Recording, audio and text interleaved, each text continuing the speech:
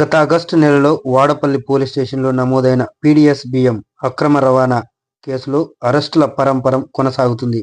4 రోజుల క్రితం A3 మందపాటి నరసింహారావు, A4 కల్లూరు లింగయ్యలను అరెస్టు చేసి రిమాండ్కు తరలించగా, శనివారం ఇదే కేసులో నిందితుడు బండావత్ సర్దార్ను అరెస్టు చేసినట్లు నల్గొండ జిల్లా మిర్యాలగూడ డీఎస్పీ రాజశేఖర్ రాజు వెల్లడించారు. డీఎస్పీ కార్యాలయంలో ఏర్పాటు చేసిన మీడియా సమావేశంలో ఆయన మాట్లాడుతూ, సర్దార్తో పాటు ఇదే తరహా నేరానికి పాల్పడిన మరో కేసులో ఏపీకి చెందిన కామేశ్వరరావును అదుపులోకి తీసుకొని రిమాండ్కు తరలిస్తున్నట్టు తెలిపారు. పీడీఎస్ అక్రమ దందా చేసేవారిని ఉపేక్షించబోమని, ఎంతటి వారితోనైనా ఊచలి లెక్కబెట్టిస్తామని చెప్పారు.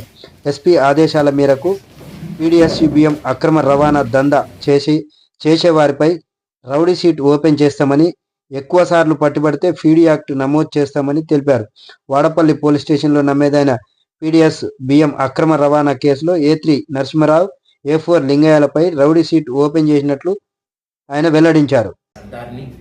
అదేవిధంగా మొన్నటి రోజున ఒక పీడీఎస్ వాహనాన్ని ఇక్కడి నుంచి పీడీఎస్ రైస్ వాహనాన్ని తీసుకుంటూ వెళ్ళేటటువంటి దాచేపల్లికి చెందినటువంటి కామేశ్వరరావు అనే అతన్ని కూడా అరెస్ట్ చేయడం జరిగింది.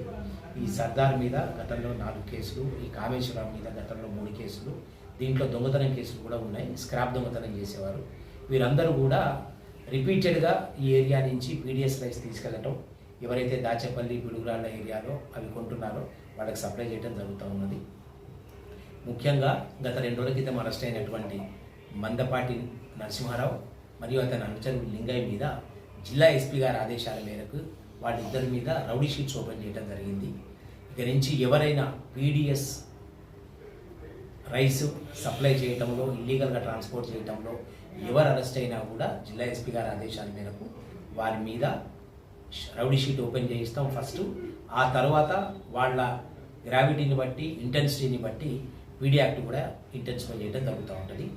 ఎవరిని కూడా, ఏ స్థాయి వాళ్ళని కూడా దీంట్లో స్పేడ్ చేసేది లేదు.